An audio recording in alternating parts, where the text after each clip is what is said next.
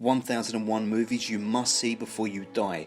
I break each one down for you in 5 minutes. Number 1, Le Voyage dans la Lune.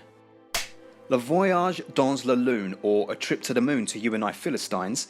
Made in 1902, this was a French film directed by Georges Melies, who directed this film, starred in it, and made over 520 other films beside it. This is one of the first narrative films ever made, and its lavish production values, innovative special effects, and storytelling were previously unseen in cinematic history. In fact, the moment the rocket ship lands in the moon's eye is one of the most iconic images in the history of cinema.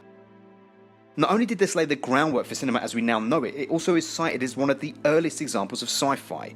Inspired, and so one of the earliest based on stories, Jules Verne's novels From the Earth to the Moon and Around the Moon, it took 3 months to film.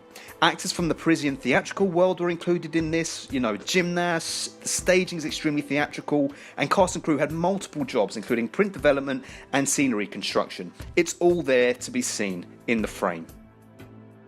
Okay, spoiler alert, but as the film's only a few minutes long, this shouldn't be too bad. Professor Barben Fooley, played by Georges Melies, meets with members of the astronomic club who all wear very big and very silly hats. He proposes a voyage to the moon.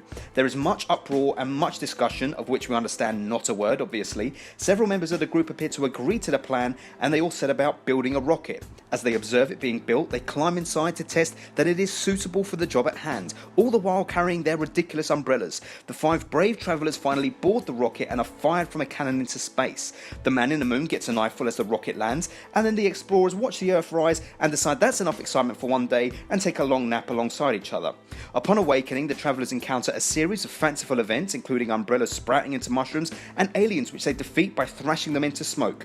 I say defeat, they're soon captured and taken to the aliens' leader, but the threat is short-lived and he becomes a puff of smoke. The travellers head back to Earth with a captured alien, and on arrival they are given a hero's welcome and a parade is thrown.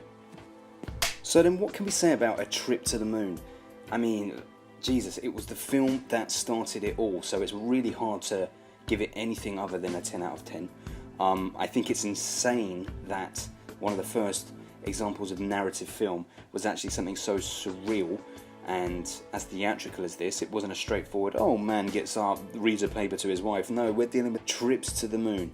Trips to the moon, aliens that can be defeated with umbrellas. It's quite insane. And it's quite entertaining. Like, it's all so ridiculous.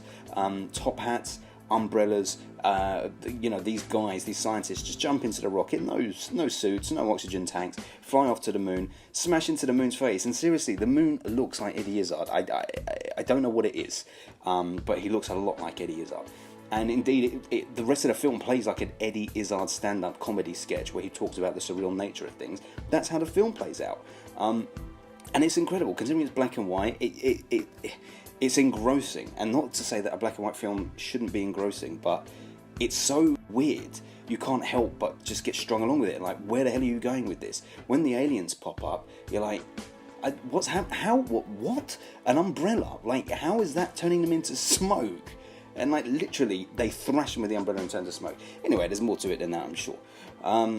It's interesting because it is very, very showy. It is like you're sitting in the audience of a theatre watching a show, because that's the sort of position the camera occupies. Unlike some of the later films that we'll talk about, the camera's always static. There's no moving camera. The camera's not on a dolly, and like we get in The Great Train Robbery later, they put a camera on top of a train while it's moving, so you get the moving camera look.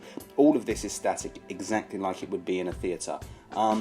But despite that, you get the sense of movement because you've got crazy scenes like the rocket just plunging into the moon's face, and you've got Saturn and Venus and whoever else it is just sitting atop stars and moons. It's insane, but it's quite brilliant, and it blazed a trail for people. It said, look, this is how you make movies.